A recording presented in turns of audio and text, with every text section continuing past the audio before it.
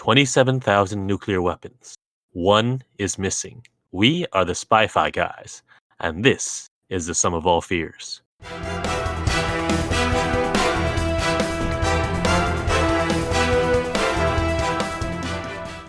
Welcome to the Spy-Fi guys, where we cover spy facts, spy fiction, and everything in between. I'm Christian. And I'm Zach. And today we are returning to the world of Jack Ryan with our next. We're actually going in order with this series.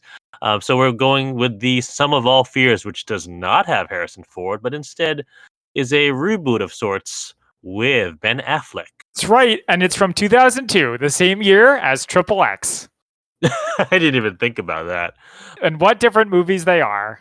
So, as usual, when we do any of these Jack Ryan, Tom Clancy movies, we have our Tom Clancy fanboy on, Lance. Hi, everyone. Welcome back, Lance, our reigning world champion of the Spy-Fi Guys Global James Bond Draft Day, at least until next year. Yeah, right. Woo-hoo! The overwhelming champion, I might add. No one likes a braggart.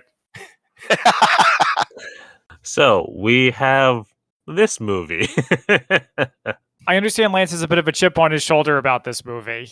Do we want to say why, or do you want to wait until after we're done? Oh, let's just rip that bandage off now. Being the Tom Clancy fanboy I am, the key phrase in there is Tom Clancy. I actually love this book, The Sum of All Fears. It's one of my favorite of Clancy's novels. And what the screenwriters did to this movie, to me, is something akin to a gross abomination. It's very strong. There are so many differences between the book and this movie. They very easily could have called it a different title. That they could have called it Jack Ryan Pre-Shadow Recruit or something like that. But that being said, as Zach and I were talking before we got started, I did rewatch the movie, and I tried very, very, very hard to distance myself from the book. And when I did that, I will admit that I did enjoy it a little bit better. But then once the credits started rolling, I did weep a little bit. I'm not going to lie. Well, with that preface, why don't we get into it? Here's the IMDb summary. CIA analyst Jack Ryan must stop the plans of a neo-Nazi faction that threatens to induce a catastrophic conflict between the United States and Russia's president by detonating a nuclear weapon at a football game in Baltimore, Maryland. That is long. Very detailed, yeah. Excessively so. We start this movie with opera singing or some sort of vocalization. I was wondering if, we were about to see Aquaman. Aquaman? What about Wonder Woman from the Snyder Cut? Was it? I thought it was Aquaman where they have the singing. The one that's like, that's Wonder Woman. Yeah, it's definitely Wonder Woman. Wonder Woman, yeah. Oh, yeah. I don't remember. I blocked out that movie. Yeah, but the opening is like Lord of War. The I was also going to reference that. Opening. Yeah. For those of you who haven't seen it, it follows a bullet through its life. Only this time, it's following a nuke out of a hangar onto a plane. Yep. We're in one of my favorite places in Israel in 1973. The Yom Kippur War. Mm-hmm. And this was an A4 that took off, and we get the pilot making the worst mistake that a pilot in a movie can ever do. It's looking at the picture of his family in his cockpit. I thought you were going to say having a family. No, that you can have a family, but you can just never have the photo in there and then look at it and then you get distracted and you can blow up. Didn't Top Gun, they had pictures of their sweethearts? If a sweetheart is okay, but a family, no? Or just no pictures of anybody? Very beginning of Top Gun, it's Cougar, and he has a picture of his wife and kid, and he loses his edge. Yep. And dies. No, it doesn't die, thankfully, but he turns in his wings. Well, his flying career dies. Yeah, there you go. Or if you want to go back to a movie we covered already, Pearl Harbor, he's got a picture of Evelyn in the cockpit. Oh, Kate Beckinsale, yeah. Yep. And then he crashes. But what about the Rocketeer? Doesn't he have a picture of Jenny? Yes, and he crashes. So that's the worst mistake a pilot in a movie can make. So this opening has text, which I didn't feel like it needed. It was basically talking about the Yom Kippur War. Once they said, all right, year, or I think there was like something where I didn't quite connect it, and then that's right, that was that war. No, so you're I think right. it was necessary. I think they needed to explain it, but I don't know if they needed to explain it via text. I wondered if they could have explained it via dialogue. Do you really want that much more movie in this movie? I suppose not. But the only thing is, it was unclear what's real and what's fictional. Because this movie doesn't claim to be based on a true story. Okay. But we'll get to that in Spy Fact versus Fiction. All right. So the plane gets shot down, and the nuke lands in the desert, where it is buried by the sands of time. Ooh, great Which music, very dramatic. Yeah. Which I will have to say, this part is also the same in the book. It starts off with the 73 Yom Kippur War. I'm going to have to go with Christian on this one, Zach. I'm sorry. I think the text actually explained it well enough, and kind of for the same reasons that Christian was mentioning. It just gave like a brief overview because not everybody's going to realize what war it was. And I also think the fact that Israel did not have a very good first 48 hours of that war would explain why they would have had a fighter bomber with a Mark 12 nuclear warhead to it. The only Just thing flying around by itself, yeah. but that actually is something that I didn't even like in the book. Yeah, that plane's not going to be flying around all by itself with nobody tracking it. You don't make the decision to put a nuke on a plane and be like, okay, well, I'm going to go to McDonald's and grab a McRib. That's not how this works. Uh-huh. Yeah, I remember the playwright David Mamet wrote somewhere, I think in one of his books, that the Sum of All Fears' plot is based around the dumb Jews losing a nuclear weapon, which I thought was funny. I thought it was funny. You're allowed to laugh at that. I'm not. It's funny you mention that because next week in our microdot, we will be discussing the many times the United States has lost a nuclear weapon. And it is many, so why couldn't Tom and just have us do it? Mm-hmm. Flash forward to the present day of 2002, where there's a convoy to Mount Weather, Virginia. Where the heck is Mount Weather? Great question. I think Is it's that a real secret. I think it's a state secret, isn't it? Yeah, but I mean, is Mount Vernon of Mount Weather a real place? I've never heard of it. I'm not answering that question. Not like, is there a top secret base there? But I'm wondering, is there an actual place in Virginia called Mount Weather? Mountain Weather does exist. Okay. It's actually called the Mountain Weather Emergency Operations Center. Oh, okay. It is located in actually Bluemont, Virginia. Part of Virginia I'm not very familiar with. It kind of brought me back to, Zach, remember when we were talking about Triple X? Mm-hmm. And I said, where the hell is this mountain that the LNSA's secret headquarters is supposedly in, near DC? What the hell? There is none, as it turns out. Yeah, of course not. We find out that the Russians have gone to alert status. They have birds in the air. There's one of his president's staff is demanding that he go to DEFCON 1. They're all, doing the whole thing. We've got, the ID check and everything. There's and the football. You got the football. And then during it, the First Lady calls. Okay, a couple things here. Yep. One of the people is an actor who always plays an asshole in every role that he's in. Right. Who is this guy? His name is Bruce McGill, and yes, I think you're most likely Yeah. to know him. I think he's the dean in Animal House. He is in Animal House. Is he in 24? He's not the dean, though, in Animal House. Oh, is he a douchebag in Animal House, though? But if you see his face, you will immediately recognize him. I don't think he was in 24. Sorry, Chris. Okay, all right. Does typically play kind of a douche. Yeah, and they also talk about the Russian president named Sorkin. It sounded like President Aaron Sorkin. I thought that was funny. The fact that the First Lady calls, turns out it's all just an exercise, or they call it a drill, so no big deal. And they joke about, we really have to do this again every year. Also, the president is James Cromwell, aka Zephram Cochrane. Right, of course. Always nice to see other him. roles. The president has to send a bunch of people to Russia for weapons inspection. He wants his good friend William Cabot, played by Morgan Freeman, to go. No, William Cabot wants to go, rather. Not president doesn't want him. Send people to go instead. Send staff.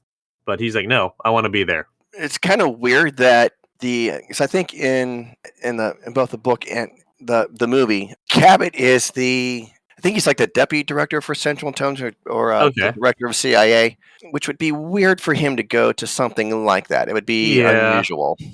I will say Cabot is no James Greer. Like, he's fine. He's played by Morgan Freeman, but I like Greer better. Fair enough. We next go to CIA HQ, and hey, one of my pet peeves is not here. We don't go through the seal and the stars and everything. We just go to CIA headquarters inside, an office with analysts. And while we're there, we meet our new sexy Jack Ryan, Ben Affleck. And he's like at least 10 times sexier than everybody else at the CIA. I feel like they must have done I thought you were going to say intentionally. the other Jack Ryans, and I was going to say, I mean, they're all very attractive men, so I would fight you on that. Yeah, that's fine. But everyone else is like dorky, and they're wearing like sweater vests. What's wrong with sweater vests? They're dorky, and I wear them too, so I can say that. But Jack Ryan is like, he's got his feet up on his desk, and they're doing something really cool where they're identifying Russians based on news footage. They're like, it's that guy, and it's her, and their connection to the other one. How like they weren't sure which one was which. It was like, and they were, I don't remember what the two very similar Russian names. Yes. They could not identify which one was that and who was banging which other Russian person. The same blazer that he wore on this other time, and it's not buttoned up, so you tell he's gaining weight. He fell off the wagon. He might have health concerns, etc. Yeah, it's a lot to draw a conclusion from a different blazer. I mean, I assume this is not their primary method of gathering intelligence, but it's an extra thing that can help. It's a way to do it, right? I mean, it's like Maxwell Smart level of analysis back in Get Smart. That's fair. Fair. We go over to Vienna, Austria, where there's a meeting of white nationalists. Yeah, they're a bunch of old guys, and it's revealed that one of them has a watch with a swastika etched into the back of it. Why would you have that? Your secret decoder ring. They love their branding. And if Germans know anything, they do know watches. Yeah. As we've learned from other spy movies. But yeah, so that just sort of tips us off to there's a faction of white nationalists who are trying to get something done. Yeah, this dude makes a whole speech and you still can't figure out what he's saying when it's over. How typical. So over in the desert, someone finds a nuke, and we go back to Moscow. Like, this movie jumps around a lot. Like, there's a lot of characters here, but I think it actually does a fair job of telling us, well, other than like the one introducing shot, which has like a location name, for the most part, they just gotta jump back and forth. It's no Tora. Everything seems easier in comparison to that. Yeah. Anyway, True. so back in Moscow, the Russian president is tired of people judging his health and making a whole big to-do about it, and then he promptly dies. Yeah, it's some dramatic irony. Hey, that's some Shakespeare level stuff right there. We see Jack Ryan in bed. He's woken up by a pager going off. It's our new sexy Kathy to go along with the new sexy Jack Ryan. Bridget Moynihan. What happened to her career? The last thing I can remember her isn't she the dead wife in John Wick? I think so, but actually she moved to the small screen, was one of the main characters on the cop show Blue Bloods. She played Tom Selleck's daughter. Okay. All right, so I'm happy that she's still working. That's right. Blue Bloods is the last thing on her IMDb. Also, Battle Los Angeles. I remember that movie. That's right. 2011. Yeah. That's right. Not only are they not married, they don't have kids, obviously, and they're just getting started with their relationship. I have this note where I'm like, get out of bed. It takes them like 15 minutes to get out of bed. Hurry up. We have a movie to watch. Especially if she's right. If it's her pager, she's a doctor. Yeah. I know, like, answer the thing. Mm-hmm. Yeah. Especially given the nature of his job. Or her job, for that matter, as a doctor. Like, you don't know why she's being paid. So, at the time, though, Jack's just like a regular old analyst. I mean, he may not be expecting any type of... True, and that's why he doesn't think it, like, that's why he says even, like, mine's mostly for show. Right. Although, in 2002, did we have pagers, really? Other than if you're a doctor? Well, I would return that question to Lance, because Lance, my understanding is that you can't bring a cell phone in to many places. Can you bring a pager in? If it's a one-way pager, yes. Okay. There you go. It can receive, but it cannot send. Find out that Alexander Nemerov is the new president of Russia. Alexander Nimrod? That's seriously what I thought his name was at first.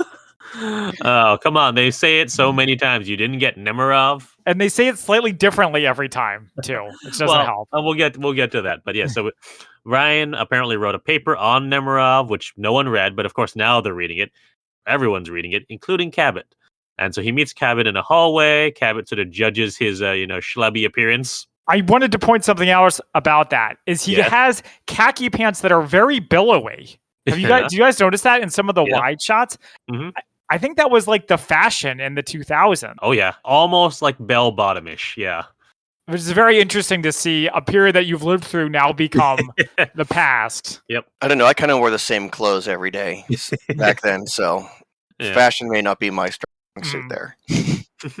Outside the meeting room, he takes someone else's coat and tie and gives it to Ryan. And they Which I actually have seen that happen before. Really? That's hilarious. Where someone's been like, I need your tie. I would believe that too. So they go into an intelligence committee meeting, but not the kind you see on C-SPAN, the kind that are held in a frosted glass cube that looks like it was built to hold Magneto. Yeah, when he says the line, "You never watch one of these on C-SPAN," I thought it was going to be like the fun kind of intelligence briefing. What's the fun kind? I don't know. It's like in a different sort of movie. Like if it was like in like Flint or something, where they all have like those buffalo hats from The Simpsons on. I mean, the Flintstones. Just the line, "You've never seen one of these on C-SPAN." I expected more from it. I expected ultra secret, but I was okay with that. You expected exactly what we got. Yeah.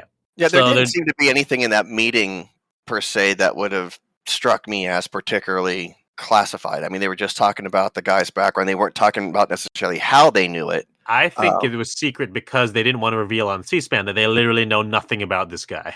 That could be true. But I did like the fact when Ryan kept leaning forward and saying something when Cabot leans back and is like, "I told you that we would want your opinion, but I didn't say that when you should speak." It's tough to know what to do in those kind of situations. Not like I would know. But I tell you one thing that I really liked, and I'm especially, I saw this way back early in my intelligence career and didn't really pick up on a lot of different things that I did this time around. But one of the things I really liked and appreciated was when Cabot and Ryan are walking through right before the meeting, and Cabot tells him, "If you don't know the answer, say I don't know. You're allowed to not know the answer." I was like, wow, that's awesome. It's very interesting. Yep. As opposed to a lot of other situations where you would think saying "I don't know" would make you look weak or incompetent or stupid. Right, and especially at that level, you could say one thing, and it could get interpreted by somebody at a senior level, and all of a sudden, you've now gone down a completely different rabbit hole that you had no intention of, just because, kind of like Christian was saying, the Senate Intelligence Committee chairman is an idiot. In this movie, I'm not saying that about current or future or past. Specifically referring to the movie. When you said as Christian, I was like, whoa, hold up. Let me plausible deniability here, first of all. Well, I am retired and can say such things now, but no, I was actually definitely referring to the character in the movie. Yeah. Opinions in this podcast are personal and not indicative of any organizations that the participants may be affiliated with in the past or present. Yeah. Well played. Cabot says he wants a few days to gather more intel. He's got a source in Russia. So they walk out of the meeting. I noticed that Ryan has not given the jacket and tie back. Well, when would he? They just walked out of the meeting. That's what you just said. But they're outside. Yeah, that's funny. The suit and tie, or the suit and tie in a different building, and they were walking back to that building. That could be that. Well, no, they go like right in. It's right outside. It's right outside the door that he grabs someone's suit. But anyways, that was just a funny thing I noticed. We also find out that Cabot has done his homework on Ryan. He knows who Kathy is and that they've been dating for not too long. Haha, mass surveillance is hilarious.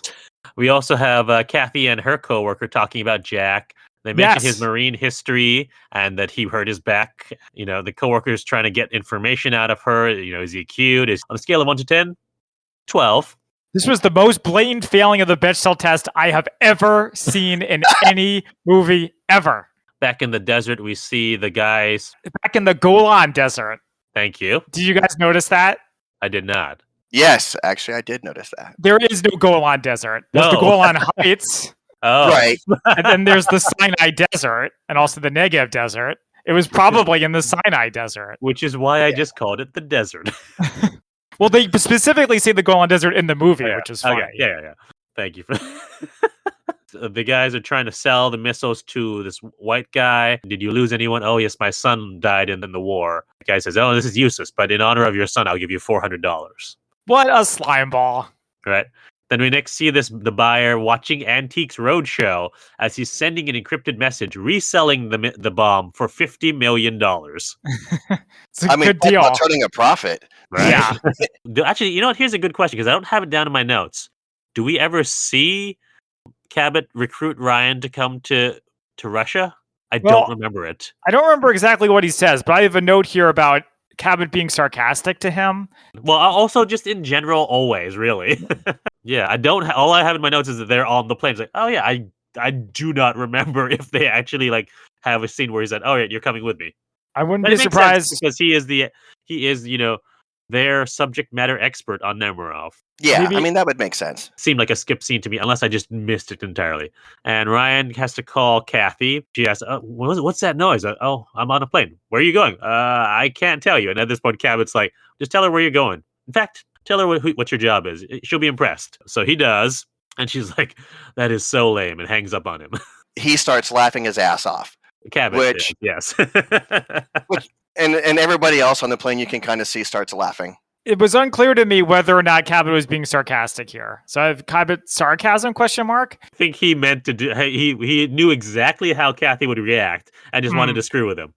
Absolutely. Here's my thing. Like, living in this area, anytime someone's vague about their job, alarm or red flags go up. Oh, I know what you actually do.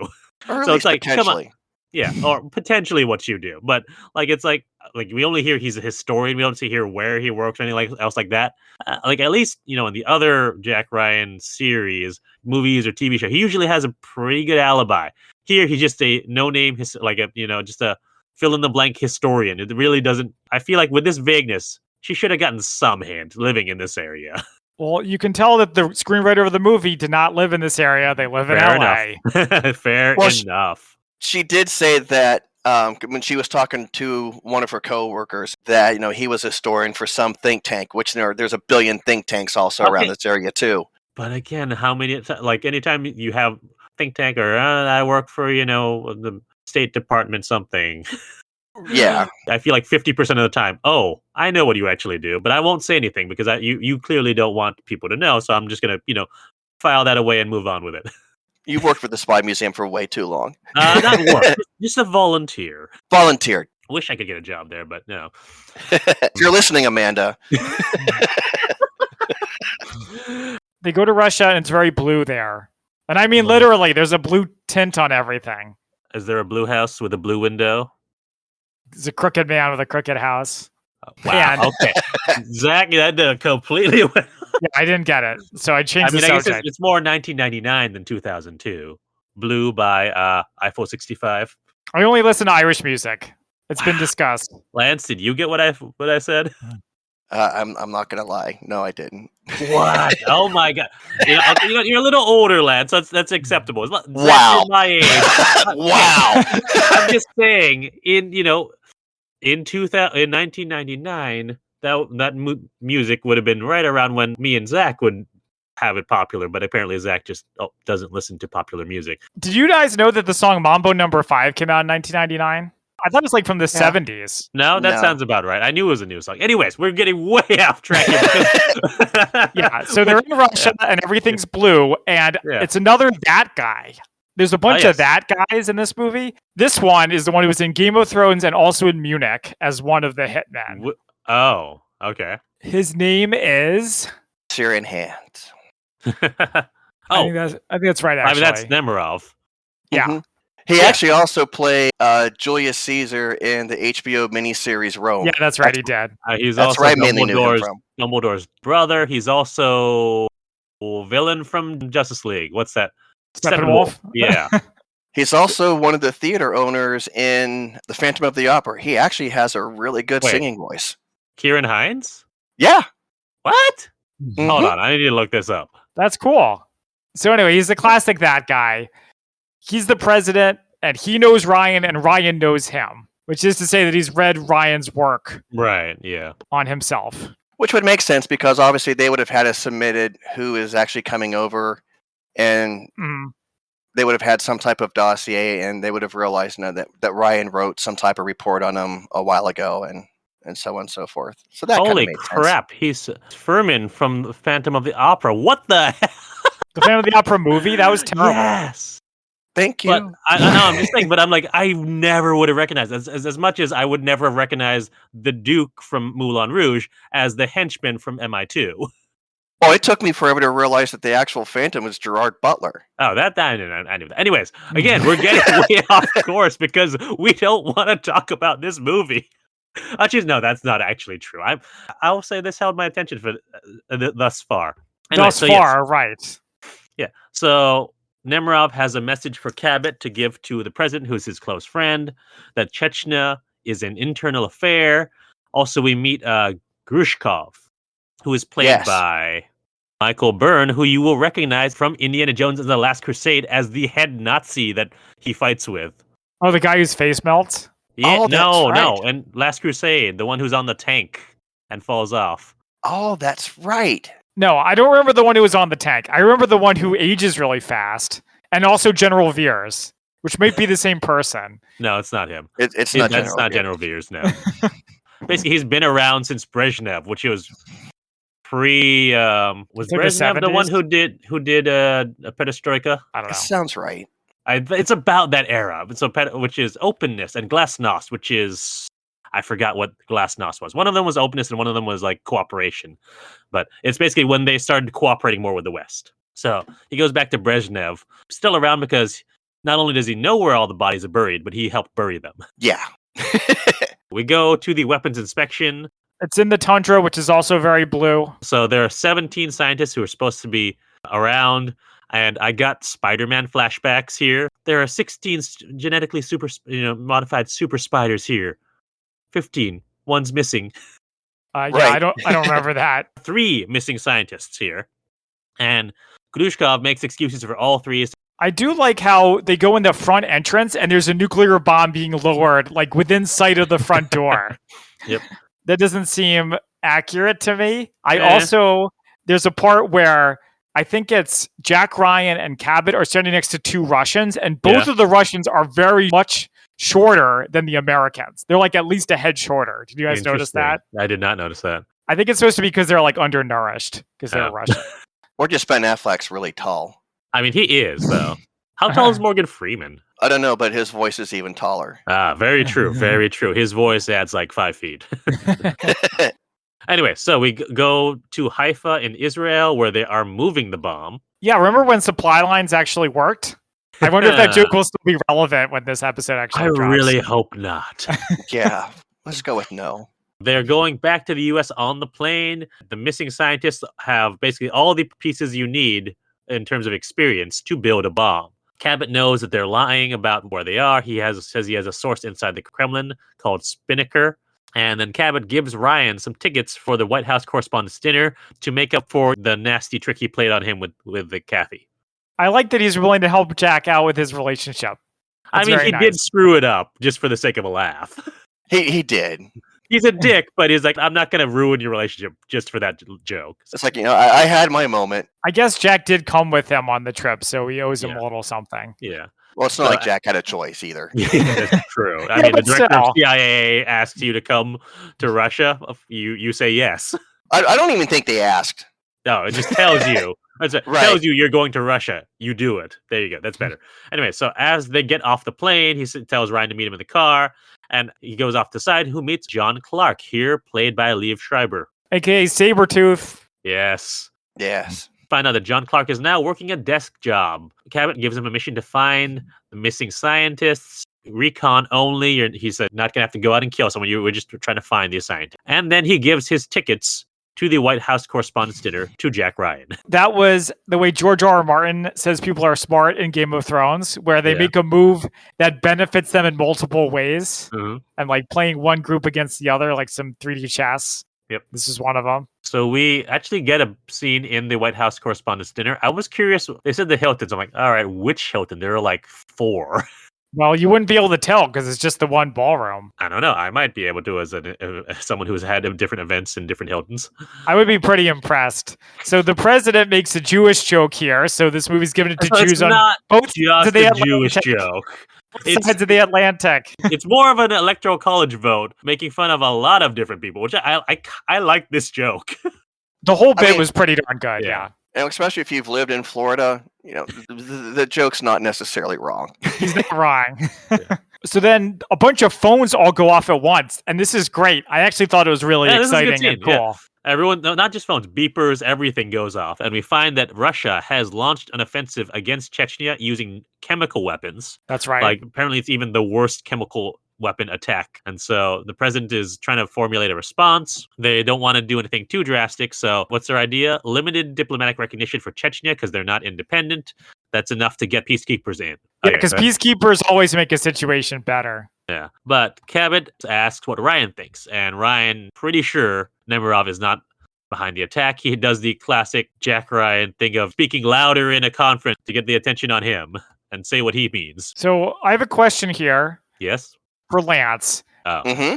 Aren't Intel people not supposed to say, and politicians are not supposed to ask, what should we do about a given situation? And don't they do that here, basically? Well, they ask him, what do you think? They don't ask him for action. They ask him for whether he thinks that Nemerov was actually behind it. Which would have been a valid question to ask. Yeah. So I absolutely can see that happening. I wrote down the quote and they said, what Oh, do yeah. you think? So it's a Yeah. little bit ambiguous. Yeah. When he responds, he doesn't say, you should do this. He just tells what his opinion of the situation is. Yeah, that's Yeah, I right.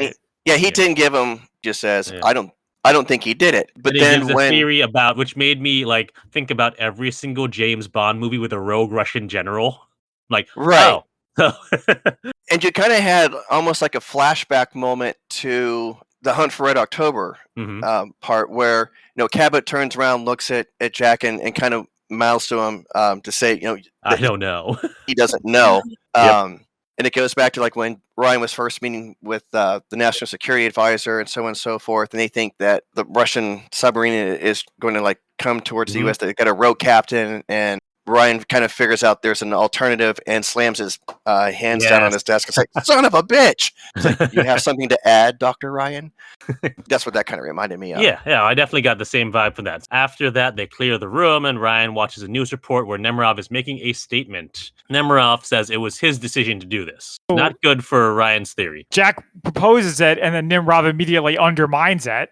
Yep. Which is pretty unfortunate. But it actually, when I saw that, I was like, if I'm an analyst, I'm like, if that would actually make perfect sense, especially as he just, in the movie anyway, Yeah. he just took over the Russian presidency. And Mhm. so, even if Jack's theory was true, he can't come out and be like, I didn't authorize this. One of my generals just went off and did it on his own. Yeah, no, you would not. I mean, and they say that in the very next scene that it wasn't him, and he's like trying to find out who it was, and it was apparently a Russian general, just like Ryan predicted. That it was him, or the world will think that he doesn't have control of his military. Yeah, it was a very interesting insight into the way Russian politics works. Yeah. I feel like it's a very American way to say, it wasn't my fault, it was Ollie North, or it wasn't my fault, it was somebody else. Uh-huh. And they don't really mind if they look like they're not totally in control, but in Russia, it's a little different. Because you've got all the hardliners who want to rattle the saber, and Speaking of hardliners, the white supremacist meeting. Yeah, the white supremacists are back, and there's an American one. There's an American one. There's a French one. Every color. There's a Russian one. Every color under the rainbow. Well, maybe not really every color. I mean, Yeah, I can every think of a few that country. wouldn't be at a white No. supremacist rally. No. So they call it a big Nazi team up. Yep. And it's really great to know that back in 2002, the idea of all the Nazis getting together across the world was just one big fantasy. I definitely when I heard that part, I was like, oh. They even say like right-wing nationalist groups or Yep. whatever Yep. are on the rise in Europe. Yeah, there actually is a lot about this movie that plays better now, the neo-Nazism, for example, than it did back in early to mid 2002 when this came out. We'll probably get into this in the book, but isn't it a Islamic terrorist? Oh, it absolutely is Islamic terrorist. Which is, I remember reading about this, that when they were creating the story, they realized, first of all, when they were making this movie pre 9/11, but released post 9/11. That's right. Yes. They said, these Islamic terrorist villains in movies are becoming so like cliched and they don't want to feed into that. Right. And so that's why they changed it. And actually, if I remember correctly, I'd have to check on this later, but I think the movie was actually supposed to premiere earlier than what it It got but delayed. because of 9/11, it delayed for obvious reasons. Yeah. I also thought in the book they were actually Arab nationalist, not Islamic. But I don't remember it that well. You could be They're- right. I don't actually Well, remember they're not the that, same thing. Let's just be accurate. though. Yeah. But anyway, so these white nationalists, one of them is not on board with the plan, so they immediately kill him, which is total James Bond Spectre. Right. move. Yes. I kind of enjoyed that. I will not lie. I was like, oh, and they even have like him choking him with his own scarf. It's like the henchman is like a giant hulking blonde. He was like, oh, this is straight out of a James Bond movie. I'm okay with Yeah. that. And if you couldn't see that coming, you've never watched a spy movie in your entire life. Yeah. Because every time one of the main plotters is like, I'm no longer come for this, or I went out, they're like, oh yeah, okay, sure, go about your merry way, no hard feelings, and the guy dies 30 seconds later. Yep.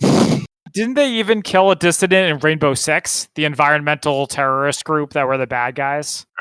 Yes. Do you remember? Okay, thank you. Yeah. Yeah, we go to Baltimore. It's season 3 of The Wire where they're on the docks. Or maybe it's season 2. We meet a guy named Mason who comes off as really creepy. Yeah, and he's basically a sleeper agent, we find out. Yeah, well, it's interesting because he's getting the bomb. And then this other dock worker comes in and he's like, hey, Mason, what's up? How's it going? Like, they've known each other for a long time, but Mason still acts really weird and suspicious. Well, so he's not getting the bomb yet. He's just actually getting a message that the day is coming. He's part of the plot. Yeah. I just thought it was weird. I felt like he should have acted more natural, but that's just me. In real life, yes. But for a movie audience who needs to get clued into this fact really quick, you take a shortcut. That is fair. Back to the analysts, where we find that Nemrov has, gotten his, military status up, but he's not moving the tanks. They're just staying there. And they're like, Ryan and the other analysts are wondering why. Ryan gives a chess metaphor about all the different pieces moving that he's doing. Basically, he doesn't want to escalate the situation, which is what they want. Yeah. And we go over to Clark, who finds one of the missing scientists' mother in Russia. And she reveals that her son has a secret job. He's not even supposed to call his mother. Clark gets the number. They trace it. And Cabot and Ryan are updated that 3 missing Russian scientists are in the Ukraine. And there's a good question of Nemrov has tons of nukes. Why does he need to build a bomb? Why? Deniability. If you can't trace it, it wouldn't look like you. Which becomes relevant later. Yeah. But then my question is, these guys, and by these guys, I mean the white nationalist terrorists, they already have a bomb. They recovered one. It wasn't so why working. Are they building another one? It was in the desert for what? How many decades? 23 years, according to the movie. Thank you. I assume you're going to need to repair that thing. They're not building a new bomb. They're building from that shell. They're modifying it. Yeah. Which actually plays significant difference in the book, actually. Okay. I just would have appreciated an explanation because I was confused about that. Okay. I mean, you needed one more cutscene, basically, where they bring the bomb to the Ukraine? Yeah. So it's clear that it's not the different bomb that they're working on? I needed a scene where the leadership is like, we have a bomb, but it's not working, so we're going to jury rig it to build one of our own that won't be as good, but will still work. That's what I wanted. And by the way, and the movie makes this mistake too, there's no the Ukraine. It's just Ukraine. Yeah. Okay. We see the bomb makers working on the bomb. You'll see a vending machine there that they joke about for some odd reason. So Jack is with Kathy, but then his phone rings and he's like, is this a test? He's like, yes, but go ahead and answer. They found out that Cabot is sending him to Ukraine and has a memory card that he needs to have Clark see. And we never see if he actually goes back in, if he goes straight to Ukraine. Presumably he goes back in. This whole bit was Breach again. It was basically right out of that. Kind of, yeah. I mean, it came out the same year. Oh, no, Breach. No, this is the year that Breach happened. Breach came out in 2007, so it's 5 years later. Ryan is with Clark on some sort of boat. They're basically using a rubber boat to infiltrate this facility, and Jack Ryan comes off as a total... Well, maybe not a total wimp, but a wimp. He's like, You don't expect me to actually do anything, do you? Okay, you're being, I think, a little harsh. One, at least in the, the timeline of the movies, we don't know how long he was a Marine for. Cabot says you can take care of yourself, but he hasn't done that in who knows how long. Well, actually, in the movies, in The Hunt for Red October, Greer does go over a brief history of what happened to Jack. That he was a Naval Academy grad, went Marines. Oh, that's right. Spent his first 2 years training, whatever, and then in his third year, that's when he had the helicopter accident. So he didn't really see a lot of action, anyways. No, okay. He would have some type of infantry training at some point. He obviously knew how to handle a weapon. Mm-hmm. Kind of what Zach was talking about. I mean, one of the whole reoccurring things with Jack Ryan in the movies, I'm just an analyst. You can almost make a drinking game out of it every time he says, "But I'm just an analyst." It only happens about once per movie, really. Well, I think they even do it in the Jack Ryan series on Amazon. Yeah. I'm just an analyst. I can't go to Yemen. Yes, I understand. I've seen the previous movies as well. I was paying attention. But in the previous movies, he says it once, and then they're like, get in there, and he goes and he gets in there, and he gets the job done. In this scene, he just keeps bringing it up. No, he brings it up once in like that scene inside the boat. In that whole scene, yes, I can't do this. I write reports, so write a report about it. But he's after that scene, he doesn't want. Well, like we'll get to it where he doesn't want to shoot the guy. That doesn't mean he's being a wimp. He just doesn't want to cause any collateral damage. In my opinion, in this scene, he comes off as wimpy more than previous Jack Ryans, which leads me to my question: is in this new reboot, have the previous movies been erased? Yes. Yes. Absolutely. Yes. Otherwise, he'd be the assistant director of. Oh, that's true, and he's married to Kathy. Yeah, he'd be the deputy director of this is intelligence. this is a James Bond reboot before Casino Royale, basically. And it's also a prequel. This is to say maybe those things will happen, but yeah, not exactly. yet. It's pretty much that. Yeah, get on the dinghy. Clark asks how the dinner was because he was like, I was kind of actually looking forward to going to that, which makes me wonder, how did Clark get tickets to that? Cabot may have owed him a favor or two. Probably. All right. Clark leaves him with a gun to guard the. Clark uses this like very cold spray to go through a fence, which I thought was pretty cool. And then he goes in the building. He finds the scientists dead. Yeah, so they're too late. Clark is looking around. He sees the remains of a box. He grabs a radiation badge, but gets caught by the Ukrainian guards. I like this move where he's like keeps distracting him with a flashlight, and as they tell him to put down the flashlight, he reaches in and grabs a gun and gets a drop on them. Yeah, it's a very interesting move. It seems like the kind of thing that might be real. It sure looked real to me, but who knows? I don't know. These Ukrainian guys are clearly not like special forces. No, they're just guards. Yeah. Right. So Ryan also gets a drop on them behind them, but doesn't want, like Clark's shouting to shoot. But he doesn't want to shoot them because he doesn't want to collapse. Like they're just literally guards doing their jobs. They're not like they're not part of the plot at all. So yeah, don't shoot them. Yeah, Jack values human life, unlike John Clark. But yeah, so they I wouldn't say that. get the drop on them, tie them up, grab their shoes so they can't come after them. Yes, this was in Why the Last Man. If anyone has seen Why the Last Man, there's a part where they knock out some guards and take their shoes to make them harder to follow. Yeah. Well, plus it's very cold. Oh, that's true. Oh, well, yeah, what if they get frostbite on their feet? It's an acceptable loss, yeah. You can live without a few toes. But I do want to mention, though, because we had talked about this a little bit in Clear and Present Danger, about actors who have played John Clark. And I think we all agreed that, William Dafoe, weird looking guy. Weird looking guy, yes. Yeah. But, played that part very well. I also think Liev Schreiber did a great job playing Clark. I could see him very easily playing that role. Yeah, he was fine, I guess. I mean, John Clark's just a special secret agent guy. It's not like he has a big Oscar scene where he has to cry or anything. We find out that apparently the object that they were moving was heavy, radioactive, and about the size of a fridge. The white supremacists making his big speech about fascism. He says Nazism is an airborne virus.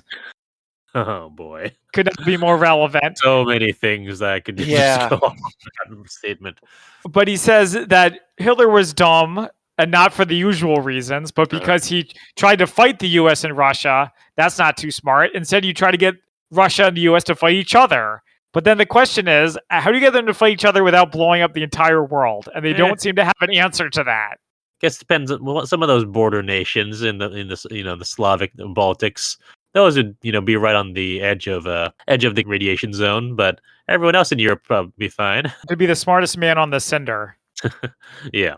And I mean, not to get too into it, but I thought, when I was listening to this, I was very all right, interesting how that sort of played out today, where it's more actually that Russia is using white supremacists or supporting them via whatever methods to get us to fight within ourselves. That's true.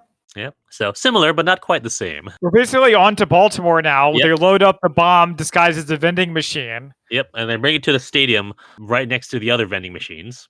Which you remember as vending machines that sold packs of cigarettes. It is dated, yes. But I will say that this vending machine had a very obvious cable or electrical cord running through it. If you're not looking for that. Well, even if you were, it doesn't exactly scream that it's a bomb. It was also in a loading dock, and it was put in right before the game. So, it's not like it was going to sit there for a few weeks. Yeah, true. Yeah, like Christian said, it was more for the audience so that we get what is going on. So I have a question for you guys. Are you ready for some football? So, wait, this is Baltimore. What's the Baltimore stadium called? I forget now. I don't know what it's called, but I know that the people playing were not the Ravens. No, They it were was weirdly Chicago and Florida. Why are they playing in Baltimore? Is this like a because it's supposed to be the Super Bowl. because In the book, the Super Bowl is actually taking place in Denver. It's like the Minnesota Vikings were one team, and I'm trying to remember who the other ones were. But it's not like you're ever going to see the Dolphins and the Bears in the Super Bowl anytime soon. I also like that there was Florida and Chicago, but they were dressed like the Steelers and the Cowboys. Kind of, yeah. I actually really liked the national anthem with more badass lyrics. So that's the thing. Like other movies I've seen where they do a national anthem, I feel like they never do the actual lyrics. They usually one of the other verses. I don't know why. Is there like some sort of law against having the Star Spangled Banner in movies? I was kind of wondering that because it was weird that they weren't using the common pregame national anthem. I am pretty sure that in The Dark Knight Rises, it's the national anthem with the lyrics we know and love. We'll fact check that. You might be right. Yeah, or they only just say the home of the brave part, and that's the part that stays the same throughout all the verses. Right. Absolutely. So I liked all the football stuff. And yeah, of course it's the Super Bowl because the president's there. Yeah, that makes the most sense. Now that clicks. Like they call him, the nation's #1 football fan. So maybe he just really likes football and goes to every game that's in the Baltimore Stadium that we do not remember the name of. Oh my God, Secret Service nightmare. Yeah, I can't imagine doing that now. Just like trying to get all the security in line for getting a president to a football game without like a glass box around him, basically. They do things like they throw out the first pitch at Nationals games. It is Really? tough though. Okay. You did have President Bush throw out, I think it was the first pitch in Game 3 of the World Series. It was in 2001 because they were playing. It was the Arizona Diamondbacks and the Mets, I think. And that was the whole big thing of him coming out and throwing the first pitch. Was that post 9/11 then? That's why it was such a big deal? No, it was definitely post 9/11. Yeah. It was right after, in fact. So Ryan is trying to get through to Cabot on his cell phone. And it's a flip phone that you pull the antenna up. Oh, the antenna. Yeah, it's nice. And I had that phone. I actually had that phone. I like this here because if you're at a game and everyone's shouting and screaming, of course, you're not going to be able to hear. So I like that Ryan kept breaking up. So he's trying to say that the bomb is in play. And then it's at Baltimore. And of course, once he finally gets through that it's in Baltimore and that he's going down to the Ducks, Cabot looks around and realizes, and it's basically the most tense football moment in a non-sports film since The Dark Knight Rises. Well, there's a musical sting on Baltimore, and then there's a lot of shots of the crowd, people who are doomed to die. Yep. So that was scary. It also reminded me of Triple X again. Why? Yeah. The shots of everybody in Prague walking around. Oh, all right, fair enough. I thought it was really neat and kind of accurate when Cabot yells out the name of, I'm assuming, the agent who's in charge of the Secret Service detail. Yep. And without hesitation, they're like, and we're out. Yep. And he's just grabbing him and going. And now I'm thinking personally, as a fan, if I'm there and I'm seeing them take the president out, I'm going for the act. Yeah, I was there's something bad about to go down. I was shocked that they just sort of they were a little confused, and then you even see the players okay, what's going on? All right, we're gonna keep playing. It's like, really? They just pulled the president out of there. It's not like he just made an excuse and leaves. We have to go by. It's no, Secret Service grabbed him and had him duck as he's going out. Yeah, and they do the thing to where they just grab him and almost baby toss him into the car and go. I liked all this. I will say, if it were a different movie, I could totally see someone on the internet being like, the president left the stadium just in time to save his life before it blew up. What did he know? When did he know it? Yeah. Oh, God. It was a false flag. Oh, no. I mean, yes. Yes, it was. But not in the way they probably mean it. No. I was glad that they didn't do the shot of just the entire stadium exploding. I was a little disappointed that we didn't actually see the bomb go off in any way, shape, or form. But I guess if the post 9/11 environment made it harder for them to do it, then. But I like how they did it, where you see Kathy at the hospital and you just see the big flash of light and explosion. You see the wave of the shockwave. Thank you. Shockwave hit both the car the president's in and the chopper that Jack is in. And you see the mushroom cloud, yeah. Though I do wonder if you would have a mushroom cloud from a small bomb like that. Oh, you absolutely would. You would? Okay. You absolutely would. So a bunch of military choppers find the president. We see that the president's okay, but Cabot is injured. Some aides in Russia wake up Nemirov, tell him about the explosion. They want to craft a message of denial, and he adds, and also sympathy. But also just put the army on alert just in case. A couple of things here. The Marines who rescue the president are wearing radiation suits, which I feel like they probably should have. I mean, at this point, you're trying to get the president out as quick as you can. You don't. I get it, but I also feel like in a movie, whatever. Ryan's environment is blue. Oh God, here we go. So the nuke made it blue. But also, when the chopper crashed, you can see a dummy in the pilot seat, or maybe the passenger seat.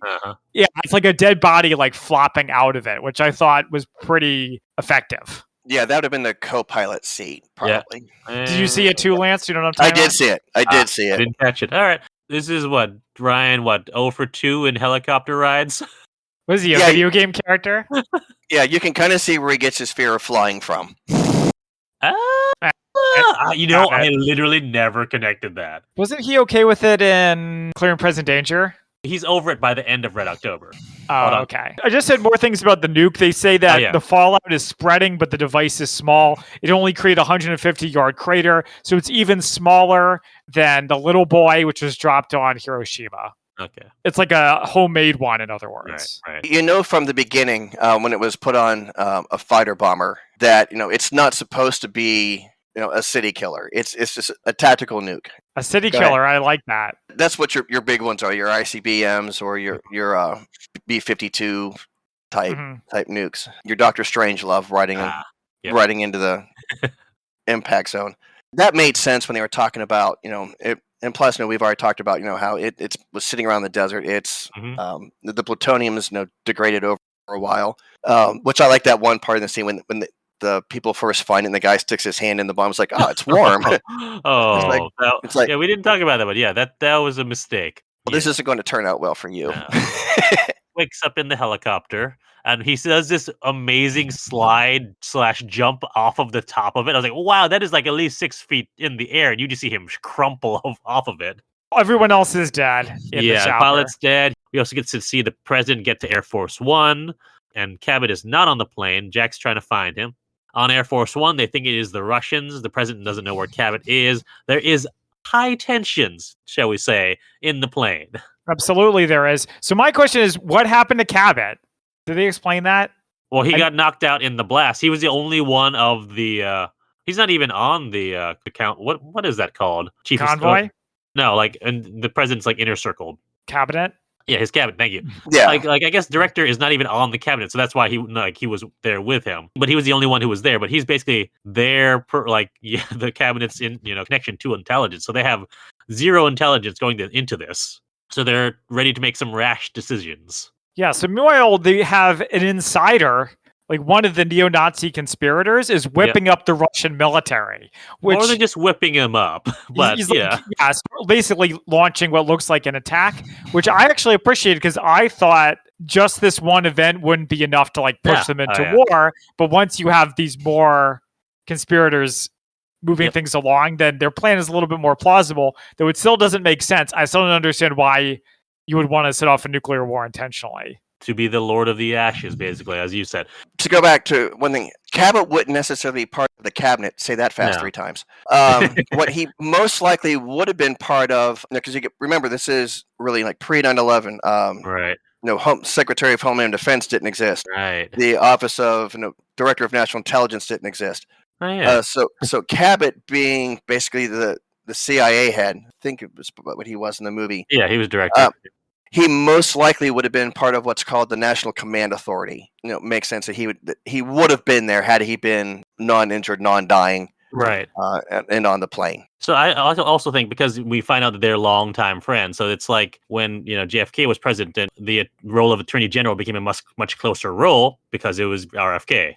Right. So, if you're good friends with the person who's the CIA director, you appoint a CIA director, you're going to bring them in closer than if it was just, an appointee that you don't really know well. Part of the way that the rogue Russian general whips up his troops is by saying that American ICBM hit Moscow, but they haven't heard about it yet. Get ready and high alert. We're going to start World War III. Yeah, that seems plausible. We're going to go after a carrier that's in the North Sea. Mm-hmm. So, I mean, that kind of made sense if the carrier was in the North Sea. There's bomber bases there nearby. But I also had a lot of issues with that whole scene. Well, we'll get to it. First, we get Jack getting to the radiation checkpoint. They have man, trying to get to the epicenter, but they can't get close enough. They're on the edge of where where their suits can protect them. Yeah, it's like Chernobyl. They use a robot instead. I liked the captain here. She didn't take any shit off of anybody, including Jack Ryan. And he says, "I need to know where it came from, but I'll settle for where it didn't come from." That's good. Yeah, I mean, you can eliminate that was good. Yeah, that was good. Yeah. And so he's also contacting his analyst buddy, who I don't know if he ever actually has a name, but he's trying to look for the signer for the crate.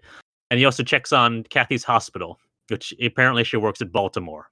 I didn't know where to put this, so I'm just like, someone in DC dating someone in Baltimore?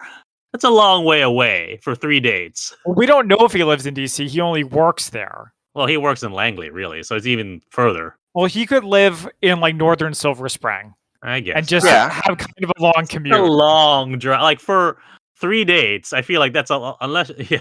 When I thought it was I'm here. I've only been to Baltimore. I've been here for however many years. I've only been to Baltimore once. It does make more sense if they're married with 2 kids. Yeah. If you're dating Bridget Moynihan, you're going to drive an hour to get there. Okay, fair enough. I will admit I hadn't really thought of it. Yeah, it's not like they just met on like Plenty of Fish or something like that. Jack is trying to find Cabot. Radiation analysis have something. The plutonium, they identified where it came from. It's not Russian. It actually came from the U.S. And they can even identify which batch of it, which year, etc. So does this mean that the plutonium the Israelis had came from the United States? Apparently. Why? That was a little bit unclear. Nah, that made sense. Does it though? I mean, I don't know. Like, I know Israeli history, but I don't recall the U.S. ever giving them plutonium. Well, they do go on to explain it, but we'll get to that. Yeah. Okay. So we have a little stopover in Air Force One where tensions are continuing to remain high, and Jack is at the hospital, finds Cabot, who is just barely alive, and like his last words are, "Talk to Spinnaker." It's like another death scene of a father figure for Jack Ryan in a hospital. Yeah. So Jack goes to steal a truck to go try to get somewhere, immediately crashes it. Well, he's like in hell. Everything's on fire. Yeah. This part is pretty wild. As he's trying to get this car started, he gets a message from Spinnaker. Ryan says, the plutonium was from the U.S. How is this possible? The message comes, well, it was stolen or something like that. And then Spinnaker comes back and says, Ryan is like, well, who stole it? And it was like, you did. And then gave it to Israel. That's kind of where they were explaining how. I can see where you thought it was unclear, Zach. It was unclear and remains unclear. Also, did we skip over the attack on the carrier? Oh, yeah. I think we did. Yeah, we did. Really briefly, it wouldn't be a Tom Clancy movie without some ships and airplanes. Yep. The Russians attack an American carrier. They blow up the control tower. 74.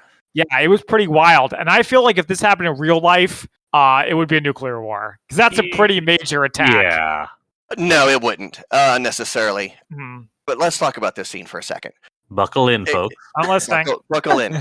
Especially since, obviously, tensions are now high. I think they've gone up already to like DEFCON 3, DEFCON 2. Mm-hmm. There's going to be a significant amount of, at the time, probably F-14s that are up in the air flying combat air patrols, at least a good 50 to 75 miles out from the carrier. It's going to have a whole bunch of support ships with it. And even though, granted, the Russian planes coming in were probably flying close to the deck, whatever, they would have been intercepted probably a lot further out, especially if it's just one squadron. So there's a good chance that those missiles wouldn't even gotten a chance to have been fired. And then if they had, with all the support ships, the ones that would have managed to leak through would have been taken down, which they kind of showed in the movie with the automated defense system called Sea-Wiz. Mm-hmm. That was the Gatling gun that you saw firing a whole bunch of. Yeah, that part was great. That part was great. Mm-hmm. That was great. It's like The Expanse. If any of you have seen The Expanse, yes, they use those a lot. It never gets old. In the book, actually, it wasn't a carrier, but to Zach's point, it was a submarine because it can't be Of Tom course. Clancy without submarines. Yeah, that's true. So basically, Lance, your point is this would never have happened because the U.S. is not that vulnerable. U.S. would've been- carriers are not that vulnerable. It would have been highly unlikely. Yeah, Very highly unlikely. that's good. Also, I wanted to mention on Air Force One is another that guy, the final that guy of the movie. Another guy who always plays a douchebag, and he's Dr. Kelso on Scrubs. I was going to bring up Dr. Kelso, Bob Kelso. Yeah. They actually say that they've come up with a non-nuclear response. So they're going to attack the base where those planes came from, F-16s and smart bombs. As this is happening, the Russians are looking for their own response.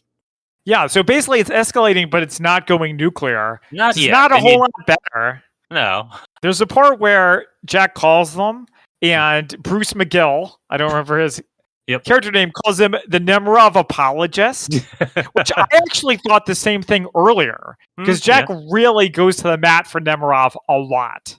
And I understand it's not because of any personal like for him, but it still comes off he did his that way. research and he thinks he knows what he knows, and he's right. Yeah, but Bruce hangs up on him and says, I don't want to listen to you. Yeah. And also the president finds out that Cabot died and is understandably, sad about that. We go to Clark back in the desert, which we have not seen in a while. Go on, desert. Yes, exactly. And we find out the guy who, very smartly stuck his hand inside the bomb and said, it's warm, now has radiation poisoning. Just like Chernobyl. We get a general and a few other people, telling the president they need to initiate snap count, which they'll basically take out most of their nuclear weapons and leave a couple hundred. So apparently that's acceptable losses. Not to the Russians, it wouldn't be. Yeah. Not even remotely close. The president gives the order, and the analysts find payments to Olsen from Dressler, who we actually never knew what his name was, but he's the head of the white supremacists.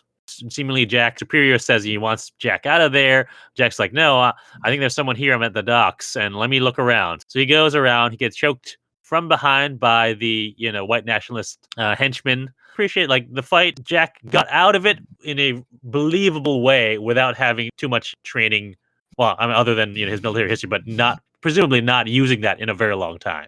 Yeah, he's still maintaining his image as just a guy who works a desk and writes reports. And so he knocks him out with this giant tool and then chokes him with a chain and is like, where is Dressler? Where is Dressler? Where are the other drugs going? Yeah, that was it. That's what he was asking.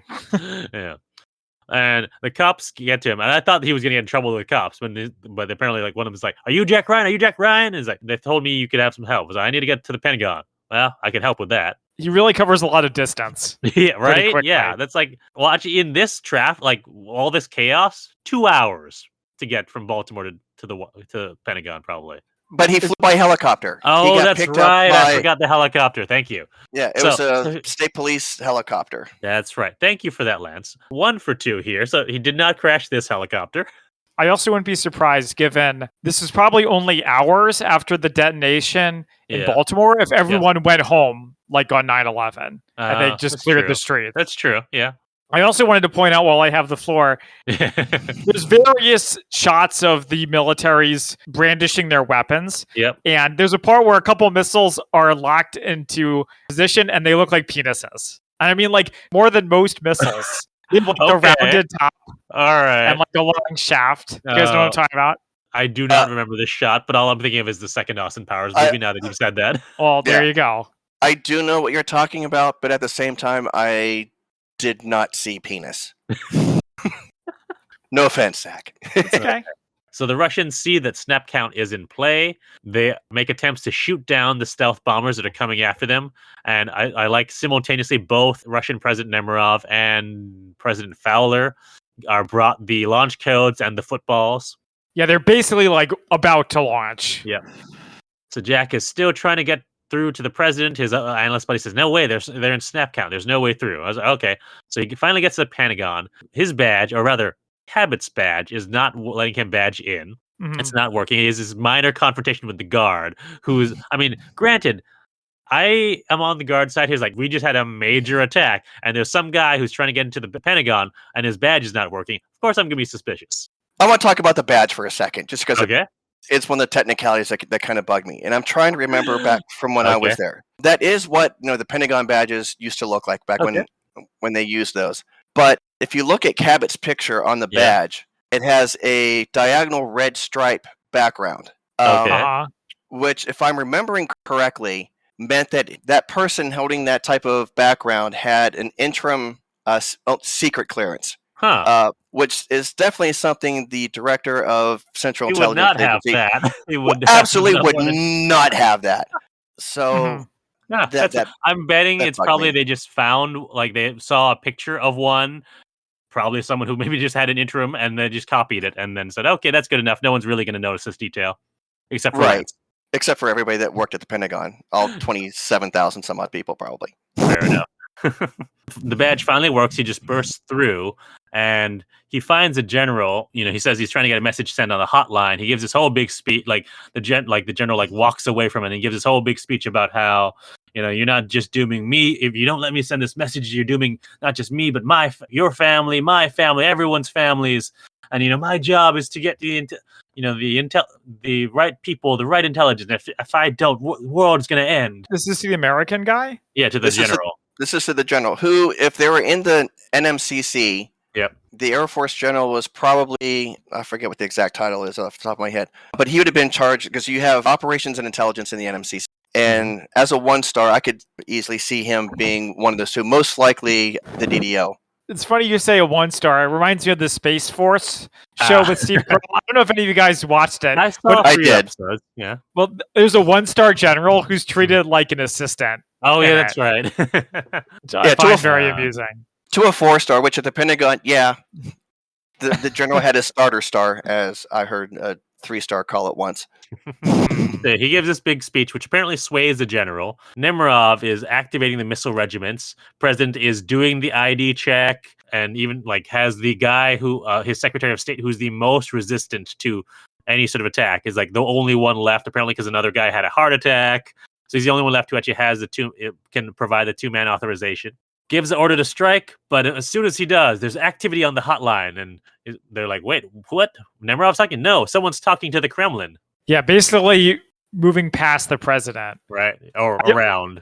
Yeah. Also, somewhere I forgot to mention this, so I wanted to say it now. At some point, they go to DEFCON 2, and I was like, "Wait a minute, why are they going from DEFCON 1 to DEFCON 2?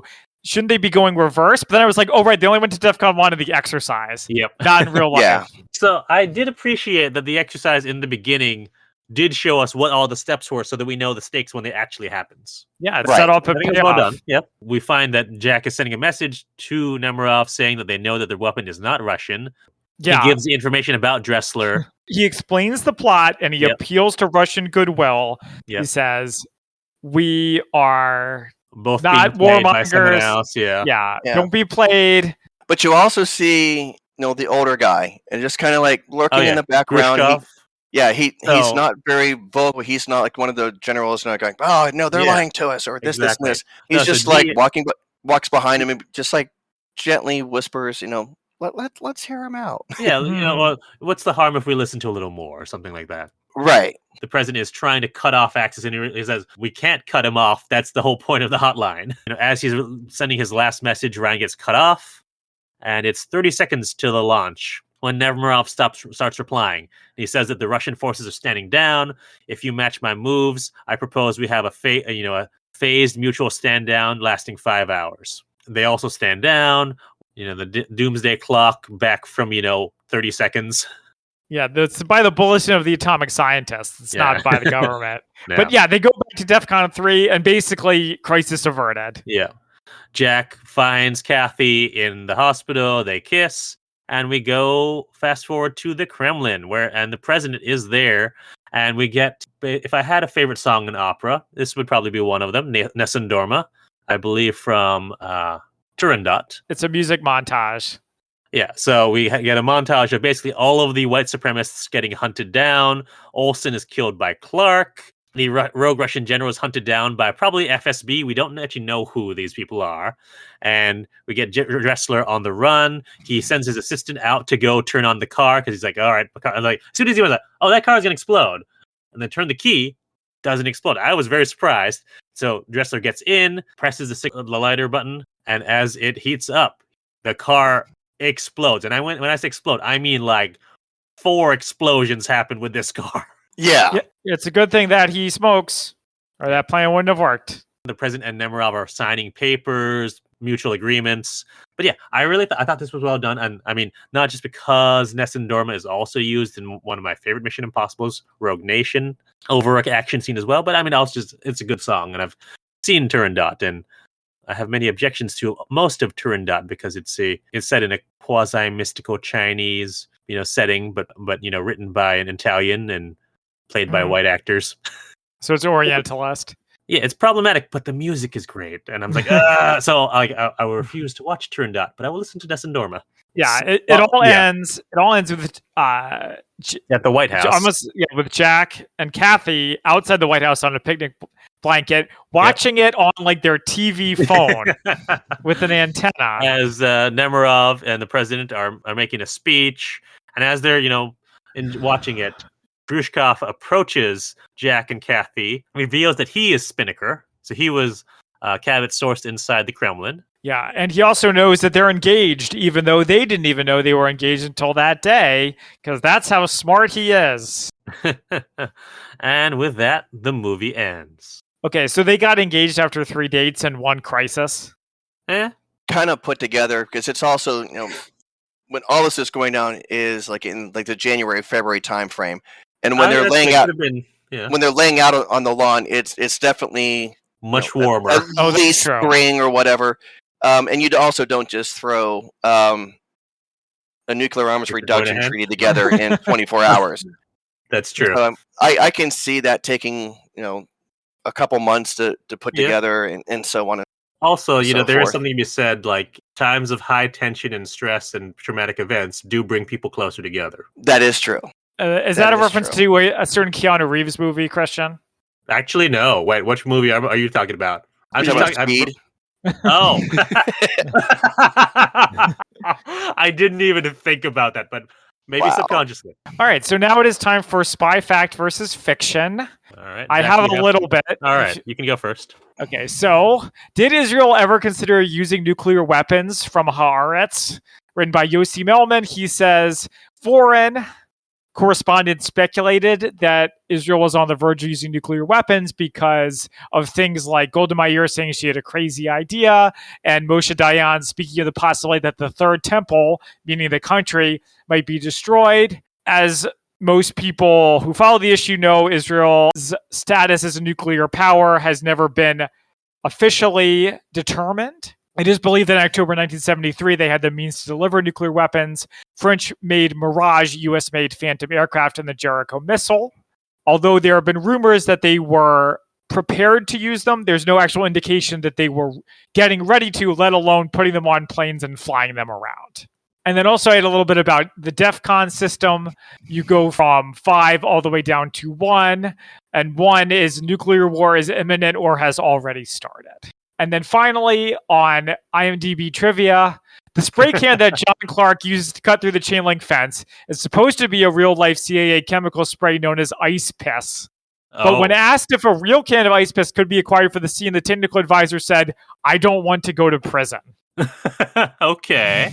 So draw your own conclusions from that. Interesting. All right. So I have a few things. So when Jack is making his call to Kathy on the plane, he's saying, it's part of the START treaty that we get to inspect their weapons and vice versa. So that was the START 1, or Strategic Arms Reduction Treaty. And this information is from Wikipedia. It was a bilateral treaty between the United States and the Soviet Union on the reduction and limitation of strategic offensive arms. It was signed on July 31st, 1991. So that's what the START treaty was, because I was like, all right, I'm a little curious. Like, he mentioned that offhandedly. It's like, oh, okay, I'm curious. We've got a little bit about the hotline, which people usually think it's some sort of red telephone or something. It's prominently shown like in advertising or like campaigns, a red telephone that's the hotline to Moscow. In actuality, is much more like what's portrayed in this movie here, where it's all text. It's not video, it's not audio, it's all text. Mm-hmm. The idea was put forward before the Russian Missile Crisis in about 1960, but after the Cuban Missile Crisis in 1962, the hotline was made a priority, especially since, during the standoff, official diplomatic messages typically took about 6 hours to deliver. There have been various types, including the first one was the teletype, which used telegraph circuits to go between Moscow and DC. Eventually, they started using satellite, and then finally, it actually is on a dedicated computer network that links Moscow and Washington, D.C. via email. Dang it, I thought about doing the hotline, but then I forgot. And also, one of the previous hotlines was for a brief period displayed in the Spy Museum on loan from the National Cryptologic Museum, which is where, by the time of the release, they may or may not be reopened after the renovation. Hopefully, because I would love to go back. Nice. I've also got, so when they talk about snap count was part of the Single Integrated Operations Plan, which was the U.S.'s general plan for nuclear war, in place from 1961 to 2003. It gave the president a range of targeting options and described launch procedures and targets set against nuclear weapons which would be launched. Yes. Oh, giving a politician discretion over targets. Yep. I'm sure that would work out great. But yeah, so that is what snap count is. You're not talking about just any politician. I mean, it is the president of the United States. It's not like he'd be like, "Oh, I want to hit that target. I want to hit that target. Screw these guys, so we're going to hit them too." No, it's like the name says. It's a plan. There's different scenarios for different things, which we got to see a little bit. We have like them giving non-nuclear options and stuff like that. Right. So, Lance, can you briefly discuss some of the biggest changes between the book and the movie? Oh my God. I don't know where to start.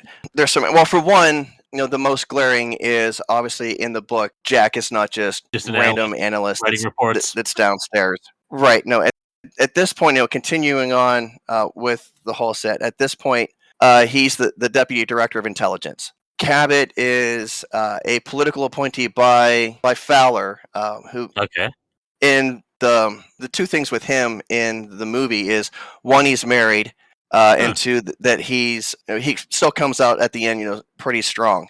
In the book, he's a widower, and he's actually having an affair with a woman named Elizabeth Elliott, who she is actually the national security advisor, not the douchey guy. The thing, and she actually hates Ryan. She spends most of her time trying to discredit Ryan, all kinds of things. And actually, there's this really great part in the book where they're at some type of gala or whatever, and Elliot was one of Kathy Ryan's professors in college. And there's a whole exchange where basically Kathy, in her own delicate way, basically calls her a slut, and it just goes downhill from there. Zach was right. They were Arab nationalists, not neo-Nazis. It is the Super Bowl, but again, it's in Denver, not Baltimore. Bomb doesn't detonate fully because there was an accident from a German scientist actually trying to fix it. But in true typical terrorist fashion, they killed the doctor before he's got a chance to tell them that the bomb's probably not going to work. But the big thing at the end is Fowler actually has a nervous breakdown. Is actually removed from office. The vice president takes over, who becomes the president in the next set of books until he also dies. And then Ryan becomes president. Okay, now it's time for our favorite quotes. Lance is our guest. Would you like to go first? No. Just kidding. And I already kind of mentioned it in the beginning when Cabot and Ryan are walking through the halls of either the Capitol building or somewhere. He tells Ryan, it's okay to say that I don't know. I just, from an intelligence background, I just really appreciated that line so much. It felt very authentic. Yeah. Oh, yeah, definitely. So I'll use that as my favorite line. All right. I've got the entire line because it's one of my favorite quotes. It's, "You're about to breathe air that's way over your pay grade, so listen up. You're going to be asked for analysis and advice, so be goddamn sure you know what you're talking about before you give it. Don't be afraid to say you don't know. Choose your words carefully. Words have a habit of being turned into policy." And they do. All right, so my other favorite quotes, I've got, "What kind of emergency does a historian have?" Habits of the lines, when asked for advice, I didn't mean you should actually speak. Yeah, I think that's the top one in IMDb as well. Yeah, that would be my second favorite one. Cap's asking, "What's the t-shirt say?" I am bomb technician. If you see me running, try to catch up. Yeah, very bomb tech humor. I've got a welcome to the CIA sport. And lastly, I'm an analyst. I don't go on a mission. I just write reports. All right, Zach, what do you got? There's a part where Cabot says it's the guy with one that I'm worried about, referring to nuclear weapons. Jack Ryan's CIA supervisor says, someone find out who is banging Elena Richkov. And then finally, when the scavengers are selling the bomb, someone says, there's always someone who will buy this crap. And that's words to live by. All right, so now it is time for our ratings on a scale of 1 to 10 martinis, 1 being Avengers 1997 and 10 being better than No Time to Die. Somehow I don't think Lance will think that's the case. How would we rate The Sum of All Fears? I can go first. All right. The beginning I thought was quite good. It held my attention. But after the bomb goes off, it actually kind of goes downhill. Because it's compared to 13 Days, which felt very real. It really felt like a nuclear war could start at any second. I really didn't get that here. Instead, we were just waiting for him to finally get on the phone with someone who will listen to him. I didn't find that particularly exciting. I will give the movie 4.5 martinis. Wow. All right, Lance. I'll go ahead and go second. Again, I had to, when I watched it earlier this afternoon, I tried my utmost to distance the movie from the book. I kind of half agree with Zach there. I thought the setup was really good. The lines that Morgan Freeman had, his character, and the rushing the president out of the stadium was good. Mm-hmm. Overall, I mean, I just thought that, a plot using neo-Nazis to detonate a bomb in Maryland was kind of a stretch. I mean, I get why they didn't use Islamic terrorism or, as Zach pointed out, Arab nationalist as the villain. Actually, Lance, you're right. I'm going to jump in really quick to say that was something else. The bad guy's plot didn't make any sense. Yeah. They would just blow up the whole world. It didn't have a good end game to it. What was their overall mission to accomplish other than to get the U.S. and the Russians to fight one another? Well, if that's the case, well, then if they go nuclear, well, then there's no one left to be a white nationalist against. It would actually make more sense if they were Islamic radicals. And if you don't want them to be Islamic radicals, then have them be some other religious radical. Sure. That would be fine. I actually did like the second half a little bit better than Zach did, but I think ultimately there was just enough that just bothered the absolute bejesus out of me. I'm actually going to, believe it or not, give this a rating of 5.5 martinis. Oh. All right. I mean, I was sure you were gonna do 2 or 3 just because after all that complaining. Yeah. Well, I mean, if I compare it to the book, then we're in the negative martinis. Someone owes me several drinks. But independent of the book, to be fair, the movie isn't all that bad. Yeah, so I think 5.5 overall would be a decent rating. So the last one, I feel like I remember the first time I watched this, probably in 2002, felt a little, it was too recent to actually pay it, that I only half paid attention because it was, a lot of emotions during that post 9/11 time. And then when I rewatched, maybe a couple years ago, I was actually surprised at how entertained by this movie I was. I don't always necessarily buy Ben Affleck as just an analyst, but I think he pulls the rest of it off well. He pulls off that he, knows what he's talking about. The plot seemed more relevant now about white nationalist groups, banding together to, sadly, it's more relevant. But yeah, so I'm going to give this a 6 out of 10, just a little bit higher than Lance did, because I did enjoy it, but not as good as some of the Harrison Ford's or as good as Hunt for Red October. The individual acting was actually pretty good, I thought. And I will never ever say negative things about Morgan Freeman. Oh, yes. Because ultimately I want him to narrate my life story. Well, minor plug for the Spy Museum. Have you been to the new location? Oh, you have. Of course you have, Lance. You've been with me. I was. But yes, when that narration comes in for the opening video and we realize, holy crap, that's Morgan Freeman. They got Morgan Freeman. Yeah, they did. Bumped it up to a whole new level. Yeah, Morgan Freeman just makes everything better. Okay, well, thank you for joining us, Lance. As always, you are plugging Big Cat Rescue. I mean, Elderly Cat Rescue. Yes, I'm always about the elderly cats and dogs, especially. And thank you to our audience for joining us. You can find us on social media at the Spy-Fi Guys under Facebook, Twitter, and Instagram. Until next time, I'm Zach. And I'm Christian. And we are the Spy-Fi Guys, signing off. Thank you for listening to the Spy-Fi Guys. If you enjoyed our podcast, please be sure to give us a 5-star rating on iTunes. The theme song from this podcast is Mistake the Getaway by Kevin MacLeod from Incompetech.com. Licensed under Creative Commons by Attribution 3.0. Films, books, and television shows reviewed by our podcast are the intellectual property of their respective copyright holders, and no infringement is intended. This is a personal podcast. Any views, statements, or opinions expressed in this podcast are personal and belong solely to the participants. They do not represent those of people, institutions, or organizations that the participants may or may not be associated with in a professional or personal capacity unless explicitly stated. Any views or opinions are not intended to malign any religion, ethnic group, club, organization, company, or individual.